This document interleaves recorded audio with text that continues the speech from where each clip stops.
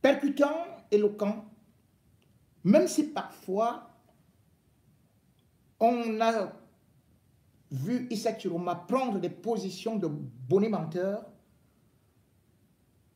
une chose est sûre, c'est qu'il a beaucoup de courage. Issa Chiroma a connu toutes sortes de souffrances. Des régimes qui est basé d'abord sur le tribalisme. Rien ne justifie son emprisonnement. À part qu'il était proche de ses enfants d'Amadou Ahidjo.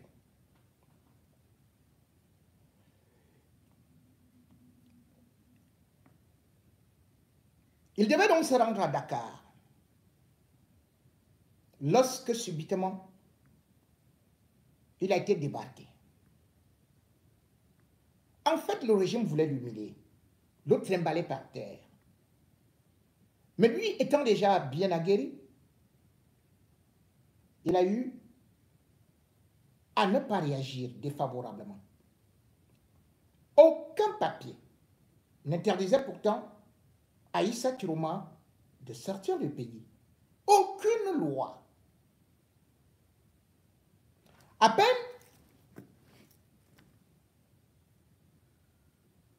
était-il rentré chez lui que la fille d'Ahidjo, montée à bloc par Grégoire Ouna, qui l'a recruté dans le RDPC et qui lui a confié un petit job pour devenir renégat, pour salir la mémoire de son père et de sa mère.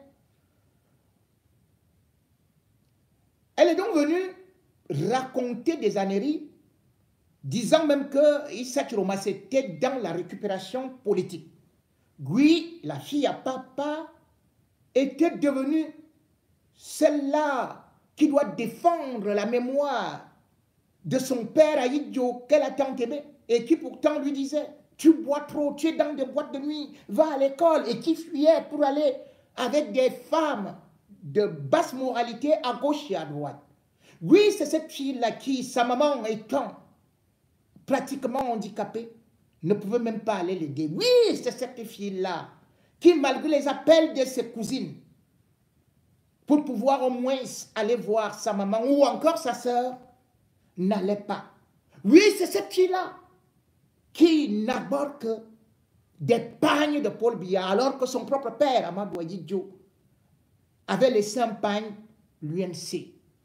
Et c'est cette fille-là qui aujourd'hui, qui ne connaît même pas où se trouve la tombe de son père, qui est donc venue défendre, bien évidemment, Issa Chiroma, qualifier Issa Chiroma comme étant peut-être le plus grand bandit de tous les temps. Lorsqu'il a été débarqué, il nous a été raconté que Issa Chiroma avait reçu une interdiction et que ça venait de la présidence de la République. C'est ce que le commissaire de l'aéroport lui a dit. Pouvait-il agir s'il n'avait pas reçu des instructions? L'affaire ayant éclaté, le gouvernement devait donc réagir. C'est pourquoi, ici, le porte-parole du gouvernement, René Sadi, qui, souvenez-vous, avait déjà dit sur RFI que pour l'élection présidentielle, la candidature de Paul Biya, c'était 50-50, avait provoqué pratiquement une meute contre lui, comme s'il était devenu un opposant. Ngongo avait envoyé son chiot, Famondongo, repartir, mordre sur ses mollets, démentir, alors qu'il n'est pas porte-parole du gouvernement. Et sur le cas Issa Chiroma, René Sadi a donc fait une communication au nom du gouvernement. Je vous lis cela. Communiqué du gouvernement, réaction aux déclarations publiques de M. Issa Chiroma Bakary. Le gouvernement de la République du Cameroun a pris connaissance des récentes déclarations publiques de M. Issa Chiroma Bakari, ancien ministre de l'Emploi et de la formation professionnelle, au sujet d'un prétendu transit annoncé par ses soins au Sénégal, suivi de déplacements vers les États-Unis comme destination finale, tout en précisant l'usage d'un passeport de service. Dans ce contexte, il convient de clarifier les faits suivants. 2 points. 1.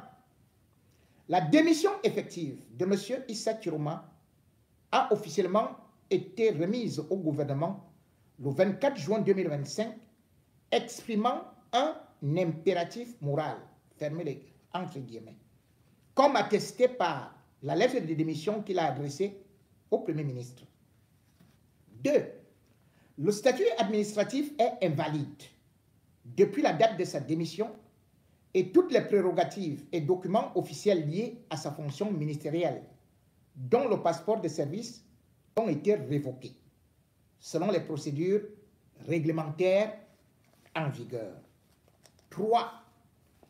Les circuits diplomatiques officiels à travers les autorités camerounaises rappellent que tout déplacement utilisant un passeport de service ne peut être légitime que s'il est effectué durant l'exercice effectif d'une fonction publique, condition qui n'était plus remplie à compter du 25 juin 2025. 4. L'appel à la responsabilité individuelle oblige par conséquent tout éventuel déplacement à l'étranger, privé ou public, effectué après cette date, ne saurait emporter la responsabilité de l'État du Cameroun, dont le gouvernement se désolidarise de toute interprétation, laissant entendre une continuité de statut administratif ou diplomatique. Le gouvernement réaffirme son attachement à l'exactitude des informations transmises à l'opinion publique. Il rappelle qu'après sa démission, M. Issa Chiroma n'est plus considéré comme détenteur d'un simple statut de fonctionnaire ministériel, mais désormais citoyen privé, soumis aux seules obligations de droit commun. Toute utilisation ou mention d'un passeport de service ou d'un statut officiel postérieur à sa démission engage la seule responsabilité de l'intéressé. Aussi, ce communiqué souligne la rupture administrative effective et dissipe toute confusion relative à un éventuel statut diplomatique ou ministériel du concerné. Le ministre de la Communication, porte-parole du gouvernement, René Emmanuel Sadi. Bien.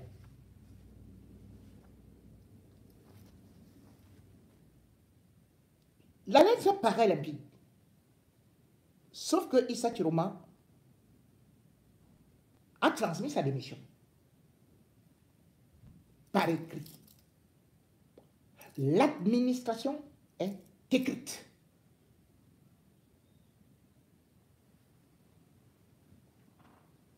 Elle n'est pas orale. Même lorsque vous perdez votre permis de conduire, même quand vous êtes condamné, il faut une notification.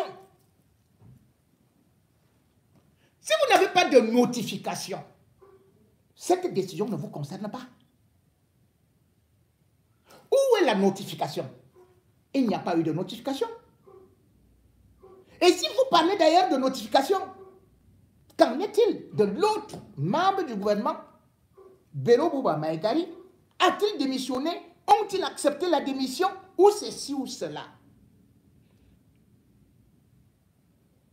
Il fallait donc justement dire à Issa Chiroma, nous te retirons ceci, nous faisons ceci et cela, tu libères et tu fais ceci, tu fais cela. On fait l'état des lieux. Passons. Il n'y a donc pas eu ou état des lieux ou notification de quoi que ce soit.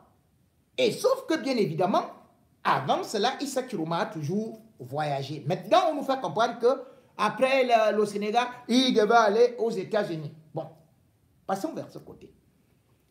Mais une chose est sûre, c'est qu'on a entendu déjà auprès du régime des bruits, des intimidations. Et c'est comme ça que ça commence toujours, par des rumeurs. C'est-à-dire, Issa Chiroma était déjà dans le collimateur et le rouleau compresseur allait être déclenché contre lui. On a déjà commencé à nous parler des détournements. Oui, quand il est au gouvernement, il n'y a pas de détournement. Mais subitement, quand il sort du gouvernement, on commence le déclenchement donc de l'opération Épervier. Vous comprenez donc que l'opération Épervier n'est qu'une opération politique pour éliminer les candidats et non une lutte contre les détourneurs de fonds publics. Car comment peut-on comprendre qu'aujourd'hui on parle de détournement de ceci à la caméra à tel ou tel endroit alors qu'on sait qu'il y a été dans les années 94? Ou plutôt ça fait une trentaine. Mais c'est maintenant qu'on découvre que Issa Chiroma lui a détourné. C'est dans cette situation, lorsqu'il y a eu le G11, avec Marafa, qu'on a aussi appris que non, toujours les mêmes choses. Oh, il y a eu des détournements. Oh, l'avion a fait ceci. Oh, l'avion allait tuer Paul Biya. Oh, l'avion a fait ceci et cela. Et malgré tout ça, Akere Mouna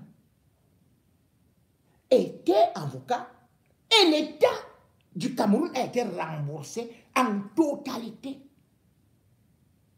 Toutes les sommes par rapport à cet avion. Mais on continue à garder des gens en prison, des ministres, que ce soit Atan Mbara ou encore Marafa, sous prétexte qu'ils ont détourné. Dans une sortie à Naya TV, Issa Chiroma s'était penché ici. Bon client, il a parlé de tous les sujets. Rien à cacher dans sa gandoura. Et bien évidemment, il n'est pas encore au courant d'une quelconque démarche ou alors d'une quelconque convocation au niveau du TCS comme c'est annoncé. Mais selon nos informations, il y a déjà quand même des enquêtes. Et il y a déjà des choses qui ont été engagées. Ça, ce n'est même pas à demander.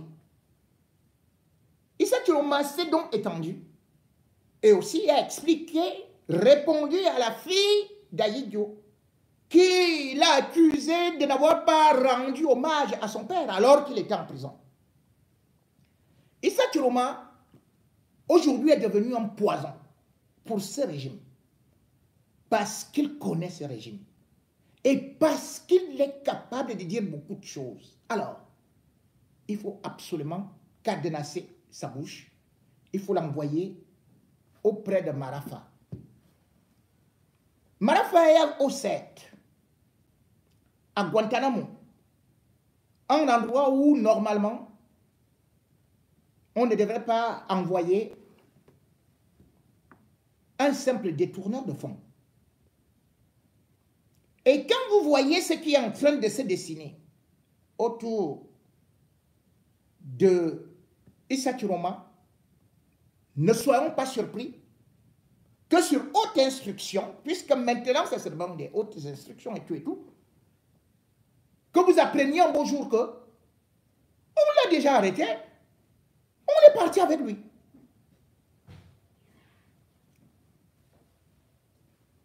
Comme Marafa.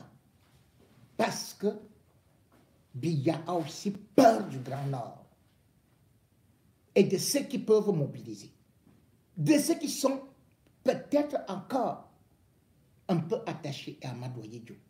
Il a peur de cela. Il a peur du fantôme d'Aïdjo. Et c'est pour cela que, même si lui-même aujourd'hui n'existe plus, ceux qui sont à côté de lui et qui veulent continuer sa mission, parce qu'ils sont aussi des diabloteurs, ils sont sur la même voie que lui, à savoir éliminer les adversaires, les accuser de détournement. Voici un témoignage de Marafa, Hamidou Yaya, ancien secrétaire général de la présidence qui a si longtemps servi Paul Biya. Je suis prisonnier ici pour avoir obéi à ses hautes instructions.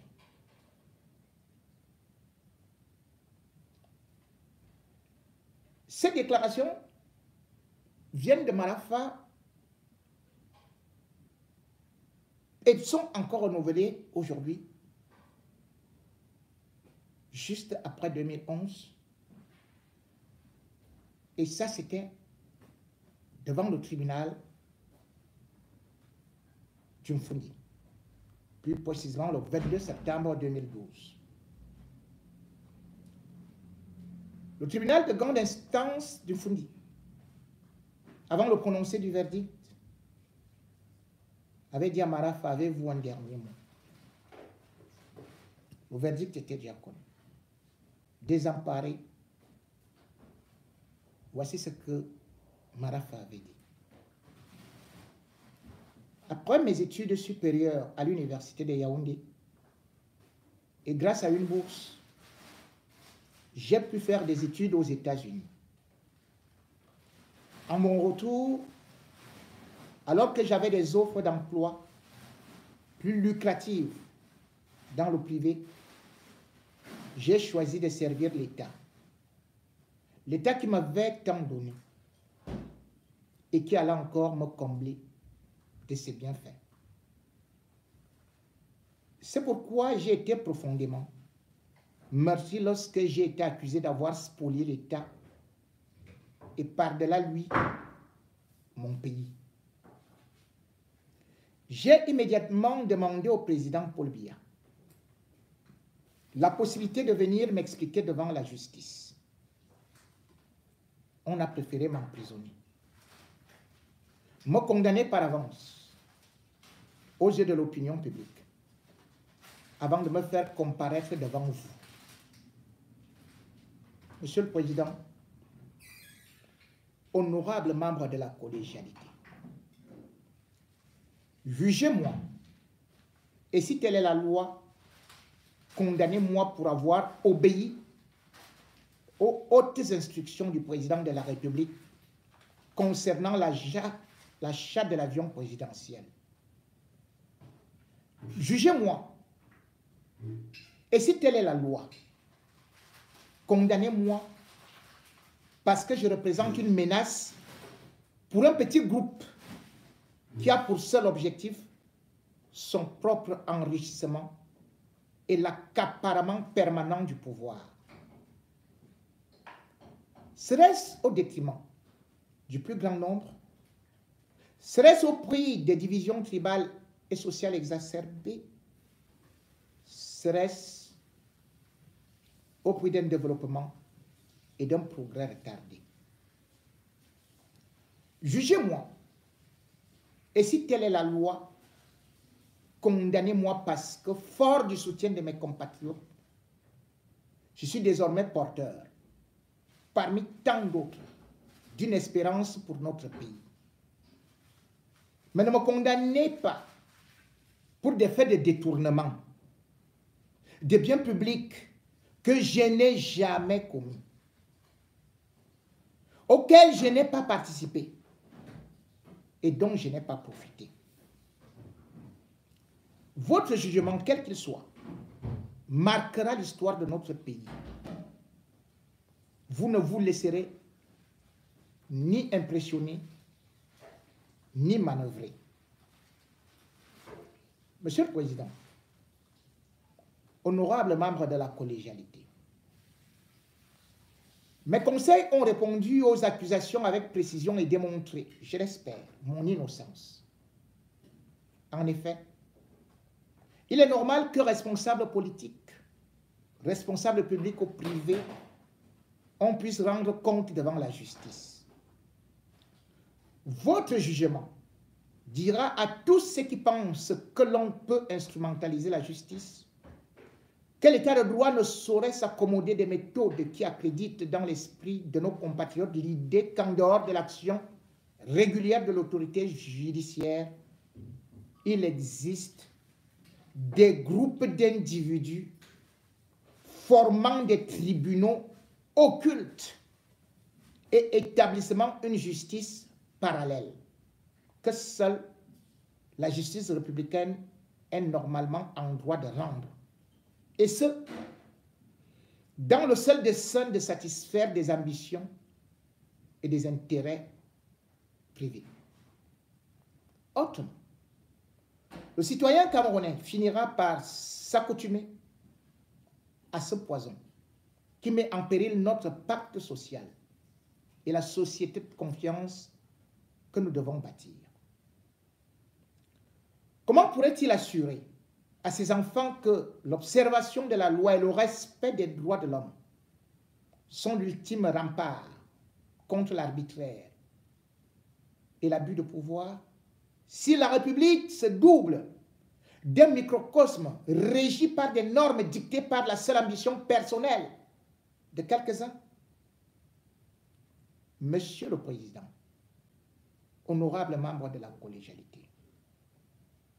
reconnaître mon innocence et la reconnaître publiquement sera votre manière de marquer que le temps est venu d'arrêter cette marche vers la dissolution de notre nation et de retrouver le chemin qui nous mène vers l'avènement d'une société de confiance. Au moment où s'approche la fin de mon procès, me vient à l'esprit la plus célèbre épitaphe, celle des guerriers spartiates tombés aux Thermopyles dans la Grèce antique, qui dit, ouvrez les guillemets, passant, va dire à Sparte que nous sommes morts ici pour obéir à ces saintes lois. Fermez les guillemets. Aujourd'hui, je serais tenté de dire ici, passant, va dire à Etoudi que je suis prisonnier ici pour avoir obéi à ses hautes instructions.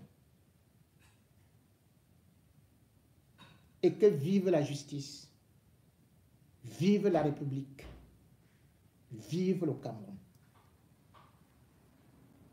Déclaration de Marafa. Aujourd'hui au CED, il a perdu un œil. Le deuxième, il le perdra bientôt. On a fini avec sa secrétaire. Sa femme est morte de cancer et on a refusé qu'il aille même voir tout simplement son épouse. Vous pouvez servir ce régime. Vous pouvez servir Biya comme vous pouvez. Mais à la fin, il finit toujours par vous humilier. Issa Chiroma, aujourd'hui, ce qu'il a subi prouve qu'il est un prisonnier. Peut-être prisonnier ambulant, non, parce qu'il se déplace encore comme Marafa avant d'être happé. Mais une chose est sûre, c'est que Issa Chiroma n'ira pas seulement parler devant la justice de Biya. Il parle devant la justice du monde entier. Toutes les insanités, tous les mensonges qui ont été débités. Lui-même, il est en train de s'en défendre. Écoutez cette longue interview, riche, pleine d'enseignements de Issa Chiroma.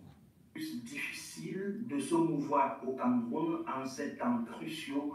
Le climat sociopolitique est assez lourd et l'ancien ministre Issa Chiroma Bakary s'est revu débarquer hier à l'aéroport international de Yaoundé-Simadel alors qu'il se rendait au Sénégal. Question de se recueillir sur la tombe du premier président de la République du Cameroun, Amadou Ahidjo. Que s'est-il concrètement passé? Issa Chiroma Bakary se confie à Naya TV.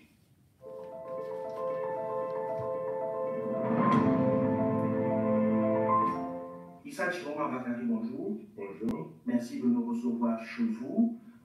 Hier, jeudi, à l'aéroport international de Yaoundé-Simadel, vous avez, alors que vous partiez au Sénégal, vous avez eu en face de vous un commissaire qui s'est présenté. Dites-nous, qu'est-ce qui s'est réellement passé? Merci de me donner cette opportunité. D'abord, je rappelle que je suis candidat à l'élection présidentielle. Le président de la République a une mission constante de réconcilier les Camerounais avec eux et avec leur histoire. L'histoire nous prescrit nous en tant que politique de rendre un vibrant hommage aux pères fondateurs de notre nation qui, au péril de leur vie, du recours aux armes pour sortir hors de nos frontières l'occupant. Ils ont préféré la mort à l'indignité de l'occupation. C'est donc pour cette raison, en cette circonstance solennelle, il est indispensable de se souvenir de ceux qui ont donné de leur vie et de leur rendre hommage. Que nous n'avons pas une existence ex nihilo. C'est donc dans ce cadre-là, parce que l'histoire me prescrit donc de leur rendre hommage à chaque instant, j'ai décidé de me rendre accompagné de ma fille. Je voulais m'incliner devant la tombe du président Elio. Mon corps se trouve encore à Dakar. L'objet donc, c'était cela, ce déplacement. Puis et moi, après nous être entourés de toutes les précautions, nous nous sommes rendus à l'aéroport, les formalités faites, enregistrées, et au moment où il fallait donc aller entrer dans l'avion, le commissaire divisionnaire, charge de l'aéroport de Simalène, vient vers moi. Salut, poliment. Il dit qu'il a reçu des instructions que je ne dois pas sortir du territoire. Et cette instruction viendrait de la présidence de la République. J'ai fait valoir le fait que je ne suis plus ministre. Quand on est ministre, on est astreint à cette contrainte. Le chef de l'État qui doit autoriser que vous sortiez du territoire national pour aller en mission, quelle que soit sa nature, ou cantonner ministre en fonction. Mais cette contrainte ne s'applique plus aux anciens ministres. Ça fait plus de 2 mois que je suis ancien ministre. Et je jouis donc des privilèges de ce statut dont la jouissance repose naturellement sur les autorités. Et je proteste donc auprès du policier pour lui dire non, monsieur, peut-être que vous n'avez pas bien compris. Je ne suis plus ministre, je suis anti-ministre. Il m'a dit, monsieur, vous ne sortez pas. Est-ce que vous avez un document pour me le notifier? Non. C'est un coup de fil qu'il a reçu et il me le notifie. Sur place, j'ai protesté. Peut-être protester contre cet arbitraire. Parce que nous sommes dans un état de droit. Dans un état de droit, on n'opère pas comme le fond des Castagners. Ils ont exigé ces documents, malheureusement, ils n'étaient porteurs d'aucun document. Et d'éviter donc de faire un scandale quelconque. J'aurais pu arguer que je suis dans mon droit. J'aurais pu refuser.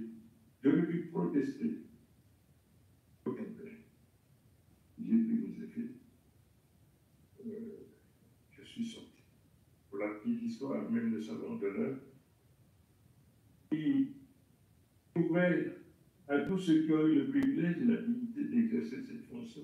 Même ce salon d'honneur a failli m'être refusé.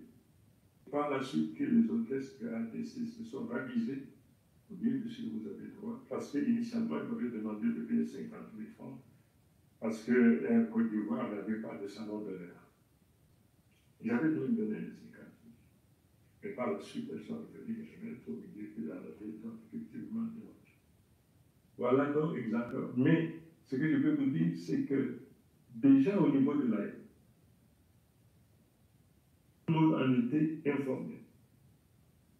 Et probablement l'information est allée à la vitesse de la lumière.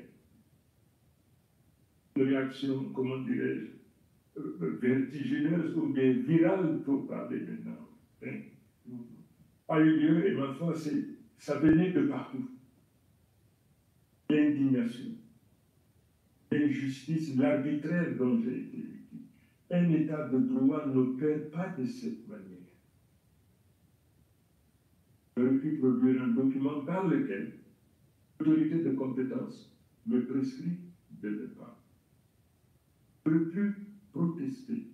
Je l'ai fait, mais pas comme j'aurais pu peut-être le faire. C'est-à-dire que non, je ne bouge pas. Aussi longtemps qu'il n'y aura pas une notification écrite venant de l'autorité, je ne bouge pas. Quand bien même cette autorité-là est sollicitée me parler au téléphone, j'aurais refusé. Et nous sommes dans un état de droit. Et dans un état de droit, tout est encadré, tout est connu. Donc voici la raison pour laquelle je me suis dit non, je ne dois pas donner ce spectacle. Et ma fille rentrait. Sauf que la presse sera informée parce que je suis victime d'un déni de droit. La liberté de circuler est un droit inscrit dans notre Constitution. Le gouvernement qui a la responsabilité d'assumer la jouissance à tout citoyen. Cela m'a été refusé. Vous nous disiez les modalités de déplacement, de sortie du pays des membres du gouvernement sont organisées par un certain nombre de textes et lois, notamment de 1900, une loi qui date de 1964. Mais depuis 2 mois, comme vous le disiez, vous n'êtes plus membre du gouvernement parce que vous avez démissionné. Dites-nous, M. Chiroma, est-ce qu'il y aurait une procédure quelconque engagée contre vous et dont vous avez reçu notification? Absolument pas. Absolument pas. J'ai servi le président de la République. J'ai été pendant 4 ans ministre des Transports. Et puis, un peu plus de 16 ans, ministre de la Communication, porte-parole du gouvernement, puis ministre de l'Emploi et de la Formation professionnelle. Il n'y a jamais eu une procédure de quelque nature que ce soit orchestrée ou organisée à mon encontre, à ma connaissance. Et de toute manière, si tel était le cas, probablement, demain, ça aurait peut-être pu être différent. Et je vais vous dire une chose. L'ostracisme au niveau des hautes sphères de l'État, lors de la crise du Covid, les moyens ont été mis à la disposition de l'État en général, du gouvernement en particulier. Je suis responsable de l'emploi. Des moyens ont été mis à la disposition du ministre en charge du travail, du ministre de l'Emploi. Je m'occupe donc de l'emploi des Camerounais. Pas un iota, pas un franc n'a été mis à disposition. On a donné de l'argent à tous ceux qui sont chargés de la formation, de l'éducation. Même la femme d'Atangani a eu l'argent. Hein? Enseignement de base, enseignement secondaire, enseignement supérieur. J'enseigne la formation professionnelle. La chose indispensable, sans laquelle la construction de la richesse est impossible. Je n'ai pas reçu un copec de l'argent du Covid. Je vous dis ça pour vous dire l'ostracisme dont j'ai fait, et jusqu'à mon départ, l'ostracisme dont j'ai fait l'objet quand j'étais au gouvernement. Avec votre permission, nous aurons l'occasion de revenir sur votre sortie du gouvernement. Finissons-en avec cette actualité présente. Lorsque un commissaire divisionnaire se présente devant vous et vous dit « vous ne voyagez pas », comment est-ce que vous avez passé la journée d'hier? Est-ce que vous avez dormi de la nuit? Comment est-ce que vous vous êtes senti? Je sollicite mes compatriotes de me faire confiance, me confie la gouvernance de notre nation, rétablir l'ordre, parce que la nation est aujourd'hui dans un chaos. Lorsque le commissaire se présente à moi, lui-même n'aurait pas dû accepter les ordres oraux qu'il aurait reçus de quelque part. aurait argué le fait que l'exercice de sa fonction lui prescrit d'avoir un document qui atteste. J'aurais pu dire à monsieur le commissaire, ça c'est vos fantasmes que je n'accepte pas. Et vous avez dit, j'ai accepté simplement pour éviter de donner le spectacle. Le commissaire aurait dû dire à sa hiérarchie, faites-moi parvenir rapidement un document que je vais exhiber au ministre Chiroba afin de le persuader que ce n'est pas ma volonté, c'est la volonté de l'autorité de compétence. Ça n'a pas été fait. Vous posez la question de savoir si j'ai bien dormi. Non, on ne peut pas bien dormir. Quand l'injustice, l'iniquité, l'arbitraire règnent au plus haute sphère de l'État, personne ne doit bien dormir. Personne. Parce que la justice, c'est le pouvoir de régulation de l'ordre social, la justice. On dit que l'État est debout. Tous ceux qui disent ça, ils oublient. Ça, c'est le ministre qui parle. Hein. La loi est mise entre parenthèses. Aucun citoyen n'est en sécurité. Donc, ceux qui disent l'État est debout, vous-même, ça va vous arriver. Le sommeil vient, vous savez, on prend quelque chose pour dormir, sinon on risque de s'effondrer. Non, on ne peut pas dormir. Ce pays ne peut inspirer confiance à personne. De lors qu'on peut disposer de vous, en dehors du cadre juridique, légal, on peut disposer de vous comme on veut. On est au pouvoir, parce qu'on a de l'autorité, parce que. À votre avis, qui se cache derrière cette interdiction formelle, informelle, verbale? Une réponse très simple. Cette réponse vient du commissaire divisionnaire. Donnez-la nous. Longtemps, avant de, vous devez obtenir l'autorisation de la présidence de la République avant de sortir. Autorisation de la présidence de la République. À vous de tirer donc toutes les conclusions qui s'imposent. Issa Chiroma Bakari, vous partiez donc à Dakar pour vous recueillir sur la tombe d'Amadou Ahidjo, le premier président de la République du Cameroun. Vous avez évoqué dans votre prise de parole cette nécessité de rendre hommage au père fondateur de notre pays, mais en ce moment précis, était l'opportunité de vous rendre sur la tombe d'Ahidjo? Il est dit, je suis candidat à l'élection présidentielle. Je dois rendre hommage à nos mères. Ceux-là, je vous ai dit, qui ont décidé, qui ont pris les armes, qui ont sacrifié leur existence. Et je me devais de leur rendre hommage. Le seul endroit, le seul réceptacle approprié pour cela, c'est là où se trouve au moins l'un des bâtisseurs de la nation. Il y a d'autres. Dans mon programme politique, je préconise le rapatriement des restes de tous nos héros qui se trouvent hors de nos frontières. Si je savais où se trouvaient les restes des autres héros, j'aurais pu ne pas choisir le Sénégal, mais aller ailleurs. Parce que j'ai déjà été au Sénégal, mais il faut que vous me donniez l'opportunité de le dire. J'ai été victime d'un mensonge. Enfin, je vais dire, vous avez dit quelle est l'opportunité? Oui, il fallait que je rende hommage. Rendre hommage, c'est m'incliner devant la tombe de l'un de ces héros. Surtout qu'Ahidjo a eu le privilège d'être le premier président du Cameroun. Aujourd'hui, nous savons dans quel état a rétrocédé le pouvoir et dans quel état se trouve notre nation aujourd'hui. C'est pas plus compliqué. Est-ce que vous l'avez déjà fait par le passé pour prosterner devant sa tombe? Voilà. Devant sa tombe. Merci de me donner cette opportunité. Écoutez. Parce que quelque part, il a été dit, je pense que c'est Mme Aminata Ahidjo. Nous en arrivons.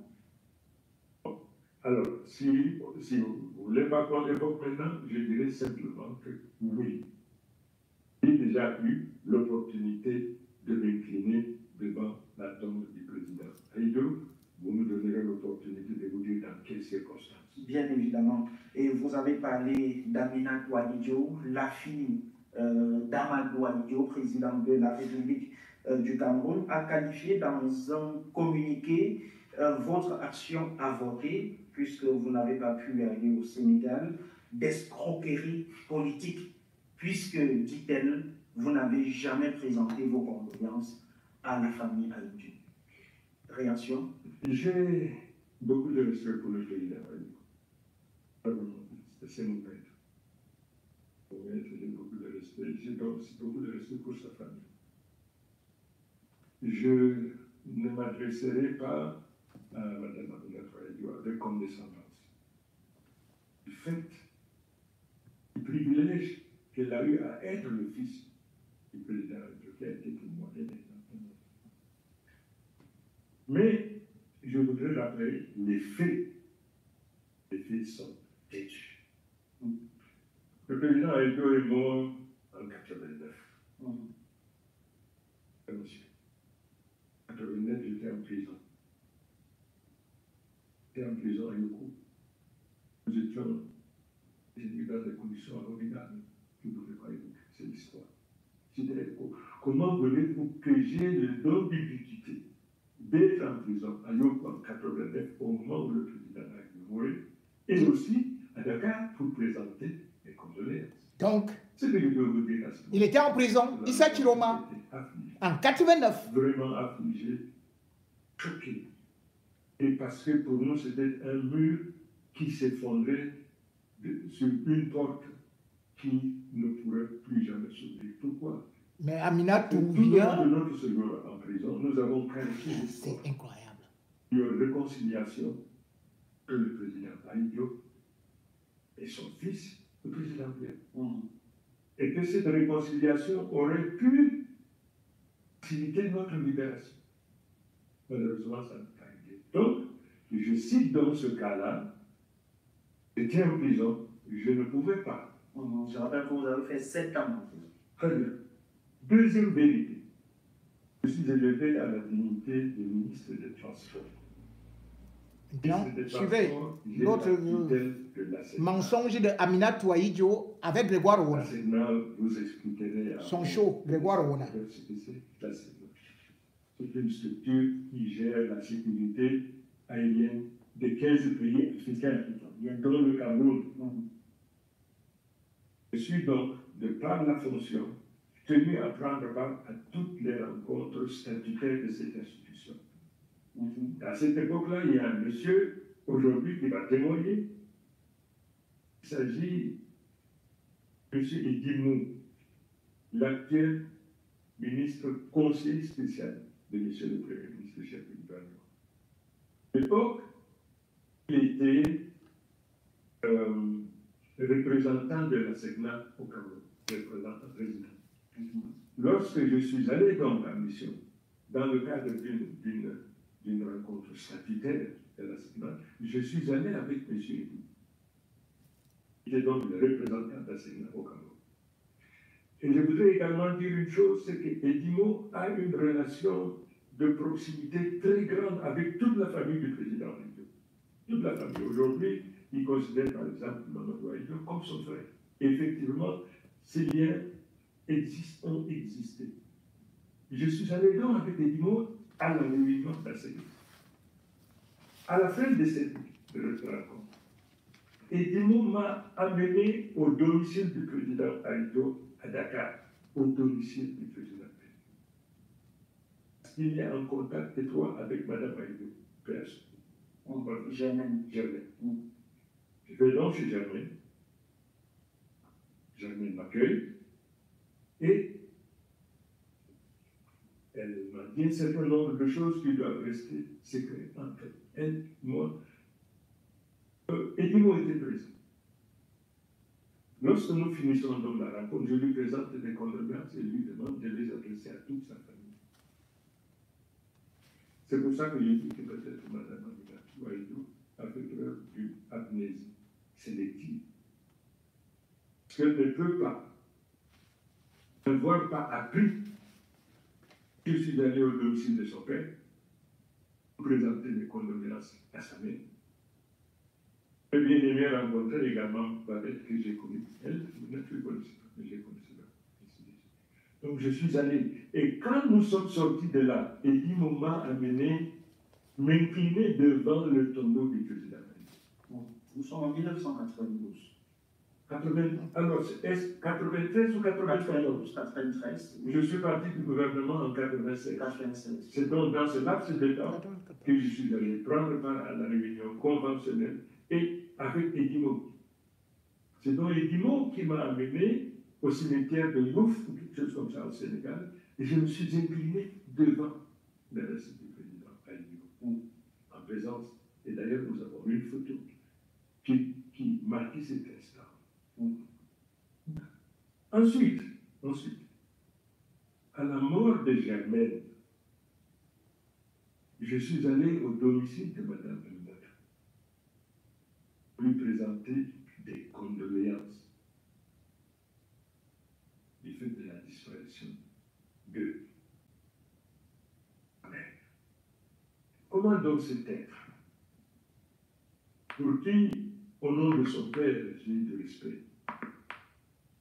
comment peut-elle me couvrir de propos diffamatoires, attentatoires à mon honneur, et des propos qui sont des mensonges grotesques, Je vous ai cité des témoins, vous verrez des photos. Comment peut-elle se plaindre? Simplement parce qu'elle était un instrument entre. Est-ce parce qu'elle cherche quelque chose? On dit qu'elle doit entrer au gouvernement. Qu'est-ce qui, à votre avis, justifie dans cette sortie? Je ne veux pas le dire, mais je dis qu'on pense qu'elle est en mesure de travailler faire n'importe quoi. Ce n'est pas mon photo. Je respecte le président Haïdou. Vous savez, je vous ai dit, quand j'étais étudiant en France, j'avais le privilège de rencontrer le président Haïdou autant de fois que c'était nécessaire. Je suis rentré là. J'ai eu ce privilège. Donc, ce monsieur m'a marqué. Et c'est sous son administration que j'ai fait mes études supérieures. Je suis ingénieur de 2 établissements, ferroviaire et universitaire. Sous son administration. C'est pour ça que j'exprime une gratitude de reconnaissance. Sortons définitivement de cette affaire de voyage manqué à l'aéroport international de Yaoundé. Germaine Aïdjo dénonce également au passage, c'est pas Germaine Aïdjo, c'est Aminatou Aïdjo. Sur les règles établies par le gouvernement sur le déplacement de ses membres. On en a évoqué tout à l'heure, mais elle estime que vous savez très bien que vous ne pouvez pas sortir du pays comme ça. C'est une fois de plus pour ce dénonce. Je suis candidat à l'élection présidentielle. Ma mission, c'est d'aller partout où se trouvent les Camerounais. Ils sont des électeurs. Je dois aller vers la diaspora, monsieur. Bien même, il y aurait une restriction. Dès lors que je suis candidat, une mesure d'exception s'imposerait, se serait imposée, parce que je dois aller à la rencontre de mon électorat. Je dois aller vers la diaspora. Comment voulez-vous que j'aille à la diaspora si je ne sors pas? Donc, c'est qu'elle dit une fois de plus, je ne veux pas entrer en polémique avec vous, mais de grâce, épargnez la mémoire de votre père aujourd'hui s'il ne prépare tous les Camerounais. Merci beaucoup. Nous recevons Issa Chiroma Bakari, ancien membre du gouvernement, qui n'a donc pas pu se rendre au Sénégal parce qu'empêché par un commissaire divisionnaire à l'aéroport international de Yaoundé-Simalène, c'était donc hier jeudi. Issa Chiroma Bakari, vous êtes le président national du FSNC, c'est le Front social pour le Front pour le salut national du Cameroun, créé en 2007. Je rappelle que vous avez 75 ans. Vous êtes ancien. Ah, vous avez 78 ans. Merci pour cette rectification parce qu'effectivement, nous avons, il y a cette polémique sur votre âge parce que certaines données nous parlent de votre naissance en 49, l'autre un peu plus tôt. Merci donc pour cette précision. Vous savez pourquoi? Non. Parce que je suis jeune folle. n'est-ce pas?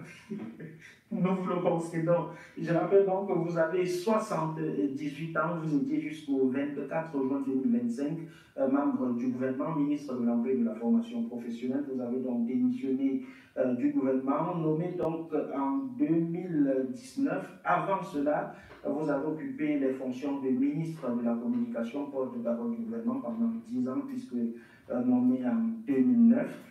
Et en 1992, vous l'avez dit, vous avez été ministre des Transports pendant 4 ans. Durant donc ces 20 ans cumulés au sein du gouvernement, vous avez eu à acquérir des expériences, vous avez travaillé de part et d'autre. Vous avez dit, lorsque vous avez démissionné, lors d'une conférence de presse, que c'est la rupture parce que vous avez une alliance avec le président Paul Biya et vous estimez que les choses ne sont plus comme par le passé. Aujourd'hui, donc, dites-nous, qui décide à la présidence de la République, puisque vous avez dit que le président est suffisamment fatigué et qu'il devrait aller se reposer. Qui décide? Qui décide? Voilà. Si j'avais la possibilité de lire dans la boule de cristal, je vous aurais répondu avec précision. Mais j'ai dit la chose suivante. Ce qui est de notoriété publique, vous journalistes, vous pouvez vérifier. Je j'ai dit que durant 2 mandats, 14 ans, le président de la République n'a pas convoqué le conseil des ministres. 14 ans. 14 ans. Pas de conseil des ministres. Il y en a eu en 2019. 14 ans, oui. En 2019, chaque fois que le président de la République forme un gouvernement, réunit des ministres. Mais ça, ce n'est pas un conseil des ministres. Si vous voulez, c'est un conseil de prise de contact et de directives que le président de la République donne à l'ensemble de son gouvernement. Vous êtes tous investis de la confiance que chacun exerce pleinement. C'est l'occasion. Il y en a pas. Okay. Donc, d'abord, déjà, vous voulez savoir qui gouverne à la présidence. C'est la question que vous me posez. Qui gouverne à la présidence? J'ai pris un engagement, celui d'accompagner le président de la République jusqu'à la fin de sa carrière. Ministre de la Communication, j'ai conduit deux élections présidentielles. Une, 2011 et 2018. 2018. Je les ai fait.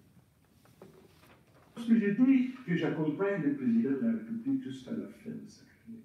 Ce n'est pas Chiroma qui lui importe.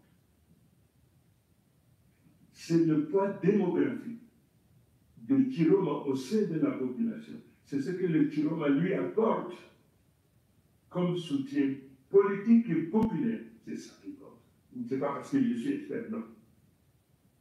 Chaque fois, avant d'aller à une élection, je fais toujours une heure au président de la République. Je dois maintenant, à ma base, savoir dans quel état d'esprit se trouve cette base, afin de convaincre ou bien de venir vous donner les résultats. En 2011, je réunis toujours dans le cadre de plusieurs meetings entre tous ces candidats sur lesquels j'étais pour votre dévolu. 2011, nous préférons le président aux autres. 2018, nous préférons le président Biya. 2027,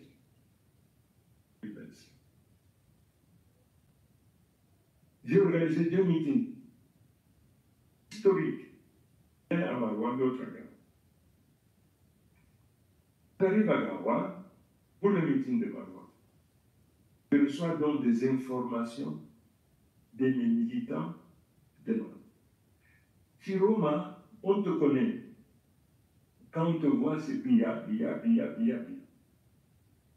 Mais cette fois-ci, si tu nous parles de Biya, on ne te jette pas de la pierre, des pieds. Ton âge pour ce que tu as pu faire, on te laissera seul sur le podium. On nous parle quand même. Je reçois cette information avant d'aller à Maroua. Je n'ai pas de souci. Je vais donc un meeting comme on n'en a jamais vu, même du temps où l'opposition était encore. Et vous constaterez, si vous sortez les images, vous constaterez toujours deux personnes à côté de moi pour me rappeler. Attention, ne prononce surtout pas le nom de Biya. Attention, attention. Et l'habitude à la poudure, comme on dit. Pour la première fois, j'ai donc dit à l'évidence. Donc, je ne viens pas vous dire, écoutez, vous êtes le peuple, vous êtes la souveraineté, mais moi, vous êtes le maître d'ouvrage. Moi, je suis le maître. Vous me direz qui vous voulez et j'organiserai le vote. Bon. Et qu'est-ce qu'ils nous ont dit? Je vais à Gabon, c'est exactement la même chose. Tout le monde connaît la suite. Puisque nous tous avons repris cette image où, en plein meeting, Issa Chiroma avait évité de prononcer le nom de Biya. Est-ce un crime de lèse-majesté de ne pas prononcer le nom de Biya? Est-ce un péché mortel de dire qu'on n'est plus avec Biya? Est-ce une trahison de retrouver sa base? Et si on parle de trahison, que dirait-on de Biya, lui-même qui a trahi Amadou Ahidjo? Le Cameroun aujourd'hui se retrouve donc devant une situation. La question qui a été posée par le journaliste, par notre jeune confrère, combien de fois Issa Chiroma a pu voir Biya? Combien de conseils ministériels? Il n'y en a pas eu en 14 ans. Et puis, il avoue quand même qu'il a rencontré Biya une fois. Lorsque le ministre, qui est le plus petit serviteur du peuple, lui-même n'est plus en contact avec le président de la République, est-ce que ce pays peut être dirigé? Est-ce que ce pays peut progresser? Est-ce que ce pays peut être redressé? La conséquence de se laisser aller est donc l'excès de détournement qui s'en est suivi, des projets qui ont été abandonnés, des promesses non tenues, et aussi le climat de confiance qui s'est dégradé. Comment peut-on donc nous demander aujourd'hui de continuer à accorder la confiance à Biya dont ses propres collaborateurs ont perdu confiance? Le ministre de la Communication n'a plus vu Biya. Fameux Ndongo lui-même n'a plus vu Biya. On a demandé à Grégoire Oona jusqu'à ce que le gars a dit que non, c'est que vraiment... Écoute, un autre du RDPC nous a même dit que Biya, c'est comme Jésus. Que pourquoi vous croyez en Jésus? C'est-à-dire qu'on vous dit que faites de l'Assomption, faites de ceci et cela, ou faites de Dieu, cela. Biya, c'est Dieu. Donc il faut seulement prier. Mais sauf que nos prières ne sont plus exaucées. Et que le pays aujourd'hui est pratiquement au bord d'une guerre civile. Mais ce qui est plus grave, c'est que désormais il y a une formule. Les hautes instructions. Il faut que la présidence de la République donne l'autorisation. Qui s'appelle présidence de la République? Nous ne sommes donc plus là pour le président de la République. Nous sommes déjà à la présidence de la République. Présidence de la République peut être... Il y a les jardiniers là-bas. Il y a les cuisiniers là-bas. Et il y a l'intendant là-bas. Et il y a l'intendant adjoint là-bas. Il y a le directeur du cabinet civil là-bas. Bref, tout le monde est là-bas. Mais sauf que celui qui aujourd'hui exerce le pouvoir sur haute instruction venant de la cuisine de Biya, c'est Ngongo. Ngongo qui exerce cela à travers Chantal Biya, eux aussi avec la complicité de Mbonda Yolo. Ces décrets n'avaient jamais été lus à la radio. Juste après l'élection de 2018, Biya venait d'être fraîchement élu, moins d'un an après. il n'était plus capable d'exercer ses fonctions. Ce décret est une démission. Ce décret montre que Paul Biya n'a plus toutes les capacités. Et c'est pour ça qu'il a délégué tous ses pouvoirs. Ici, on a décret numéro 2019-043 du 5 février 2019, accordant délégation permanente des signatures à M. Ngongo Ferdinand, secrétaire général de la présidence de la République.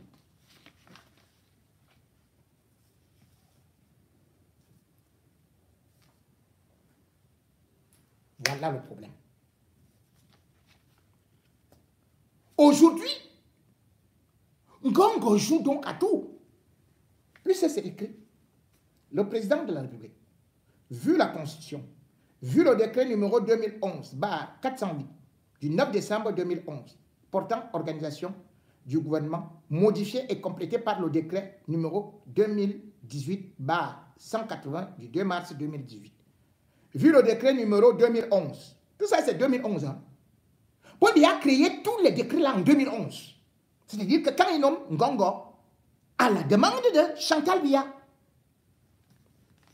vu le décret donc numéro 2011-412 du 9 décembre 2011 portant réorganisation de la présidence de la République, vous voyez qu'on réorganise la présidence de la République à l'arrivée de Ngongo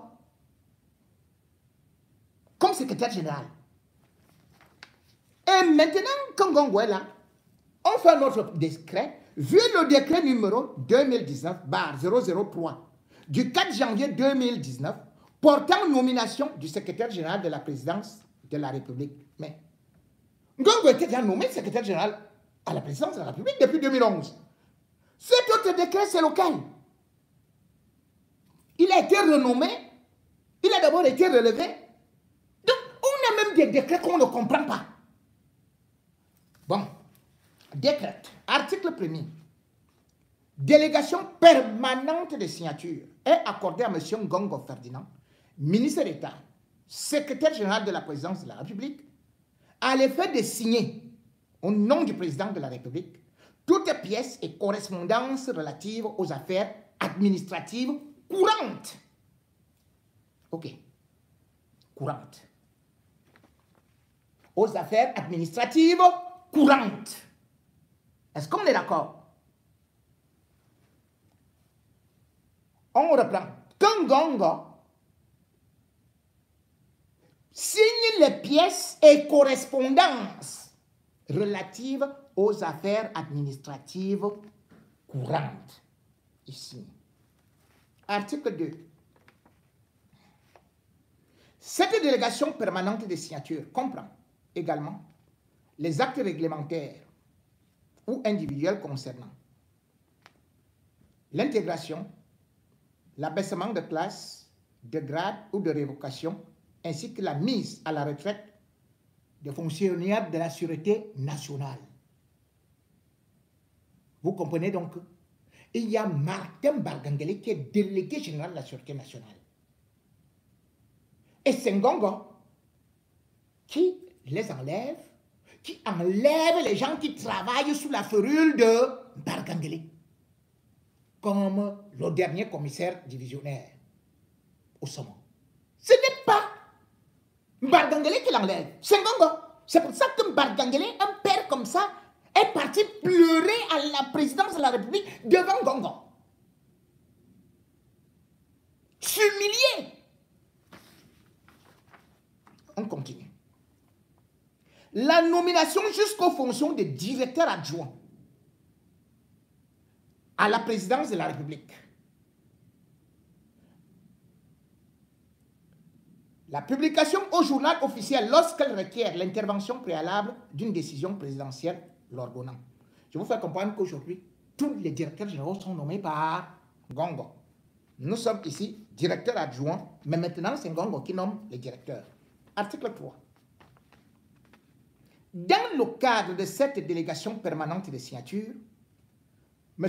Ngongo Ferdinand discriminera lui-même les affaires qu'il estime opportun de réserver à la signature du président de la République.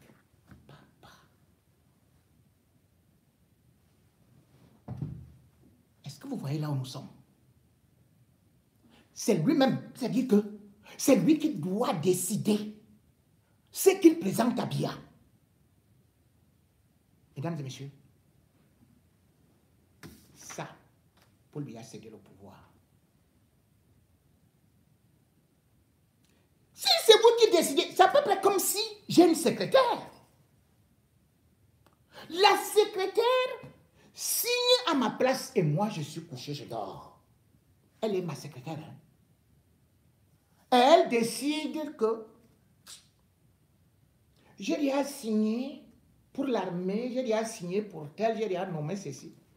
Je demande au type qui est en train de dormir là de signer un décret sur les vendeurs à la sauvette, ce qui n'est pas utile. Il discriminera lui-même. Vous vous rendez compte, peuple camerounais? Paul Biya s'est présenté. On nous a dit que c'est Paul Biya qu'on était en train de voter. Et c'est Ngongo qui discriminera, qui décidera, qui nommera. Et qui pourra dire à Paul Biya, voici ce que je te propose. De signer. Il n'est pas obligé. Il n'est plus secrétaire général. Il est le directeur de Paul Biya.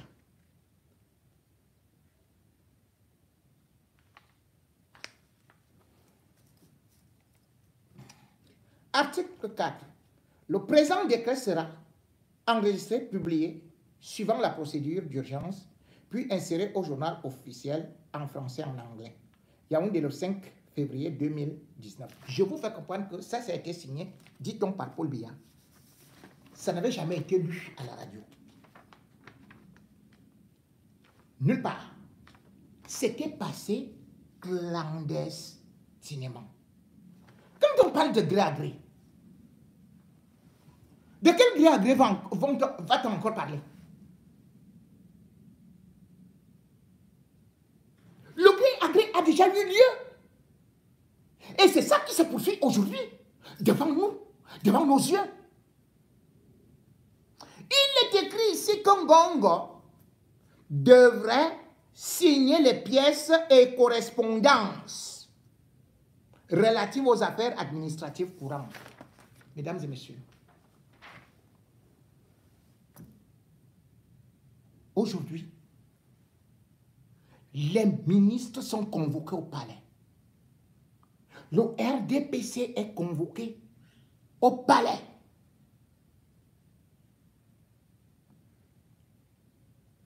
Les élites sont convoquées au palais. Ça veut dire quoi? Comme Ngongo est chef d'État, il fait sa campagne. Les ministres n'ont pas été convoqués par Paul Biya. Et il y a un chef du gouvernement qu'on appelle John Gouti. Il est Premier ministre. Il est reconnu dans la Constitution. Vous vous rendez compte que Paul Biya dirige le Cameroun depuis. Et c'est en 2019 qu'il vient inventer des décrets. Sans informer le peuple camerounais qu'il a élu. Il cède son pouvoir. Et maintenant, il défait le Premier ministre. Officiellement en 1983. Lorsque Paul Biya, après avoir eu à se débarrasser de Bélo Bouba comme Premier ministre, désigné en 82, oui, il avait nommé à Yang-Luc. Puis il a supprimé officiellement le poste de Premier ministre. Là, les Camerounais étaient au courant. Là, maintenant, ce qui est en train de se passer, ça veut dire quoi? Qu'il n'y a plus de poste de Premier ministre. C'est Ngongo qui a reçu tous les membres du gouvernement, jusqu'à aller gronder, jusqu'à venir contredire le porte-parole du gouvernement lui-même. C'est au palais de l'unité que se tiennent les conseils des ministres. Ce que Ngongo fait aujourd'hui, ce sont des conseils des ministres. Et il reçoit les forces vives de la nation. Comment vous pouvez comprendre que Paul Biya est président du RDPC? Celui qui vient après Paul Biya, c'est Nkwete, secrétaire général.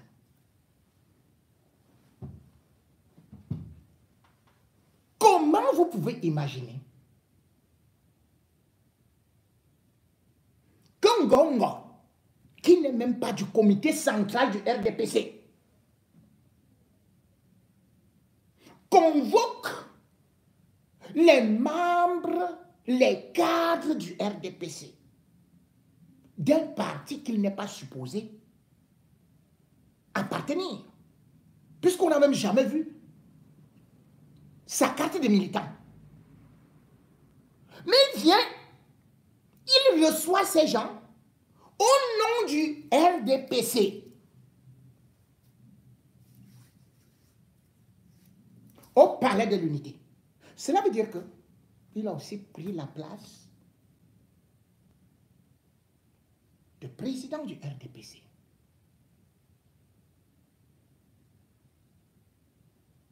Biya n'est là que comme un faire-valoir. Mais là où c'est encore alors très, très grave,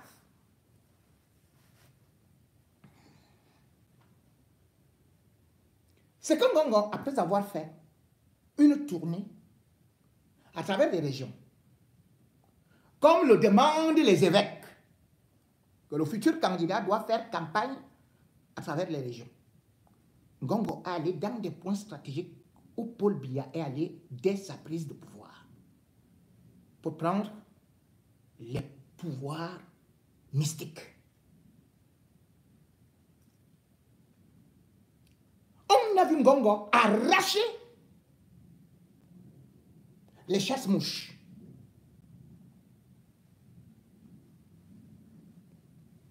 Maintenant, qu'est-ce qu'on voit?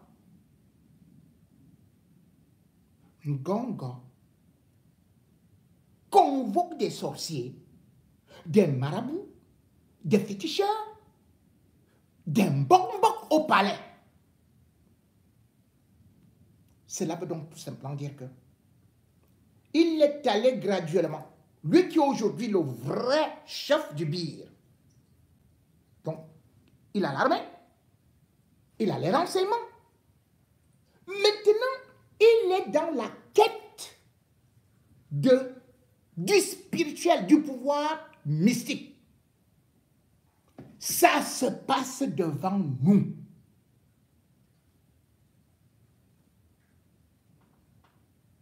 Paul Biya n'a plus d'énergie parce qu'aucun secrétaire général de la présidence n'avait autant fait, n'avait autant montré sa puissance. Et les sorciers viennent s'incliner devant lui. Le coup d'État de Ngongo ne fait qu'avancer. Il ne se cache même plus. C'est lui qui a aussi demandé que Issa Chiroma ne voyage pas. C'est lui qui contrôle tous les ministres. C'est lui qui contrôle toutes les superficies du Cameroun. C'est lui qui contrôle avec Chantal Biya. Et aussi maintenant, ils ont pris un autre valet, Mvonda Yolo, qui contrôle le pouvoir. Alors si le peuple ne peut pas voir ça,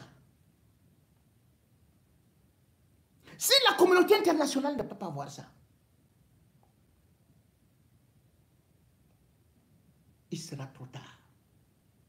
Parce que Ngongo,